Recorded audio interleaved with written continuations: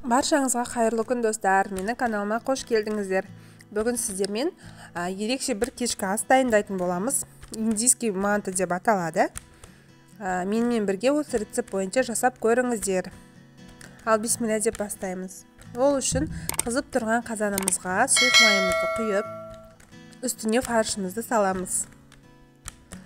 Сіздер етпен де жасасаңыздар болады. Маған фаршпен жасаған ұнайды. Содан соң осылай фаршты қуырып аламыз, жақсылап оның үстіне сәбізімізді саламыз.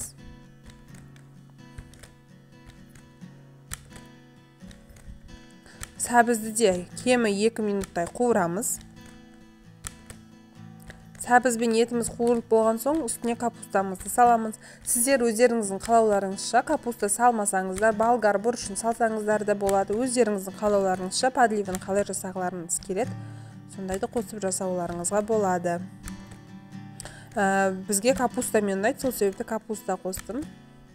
Капустамызды қуырып алғаннан кейін ұсақтап туралған картопымызды салып, тағы да бір 2-3 минуттай қуырып аламыз жақсылап.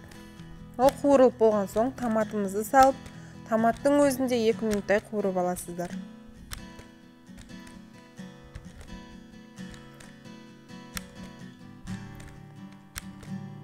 Қуырылып болған соң тұзымызды себеміз. Және орегано. Мен орегано қостым, ерекше дәм береді.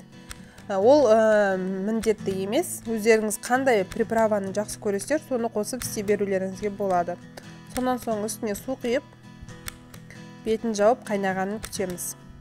Ол қайнап жатқанда қамырымызды жайып аламыз.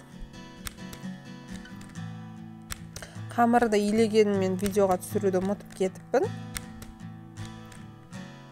Құрамына жұмыртқа қосып, қатты қамыр илейсіздер.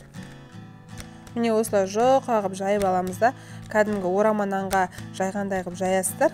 Сөйтіп үстіне май құйып, барлық жеріне жеткілікті етіп жағып, кішкентай бөліктерге бөліп, мантыға бөлгендей қылып кесесіздер.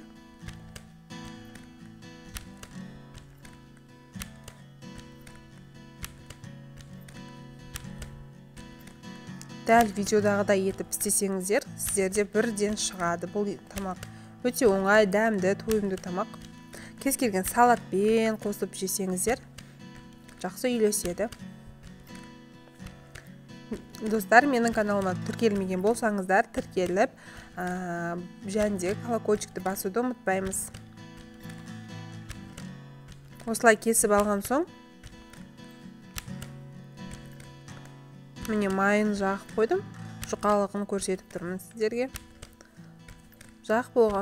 Майды жағып кесіп болған соң қазанымызға осылай орналастырамыз. Сіздер қаласаңыздар мантаваркаға да бұны пісіріп алуға болады бұлға. Бірақ маған осылай подливтің бетіне қойып істеген ұнайды. Сол кезде бұл құрғақ болмайды, сочный болып тұрады қамыры да. Осылай қойып, бетін жауып 25 минут болайсыздар. Сонымен тамағымыз дайын болады. Өте дәмді тамақ. Жасап көріңіздер. Видеоны соңына дейін қараған болсаңыздар, көп рахмет.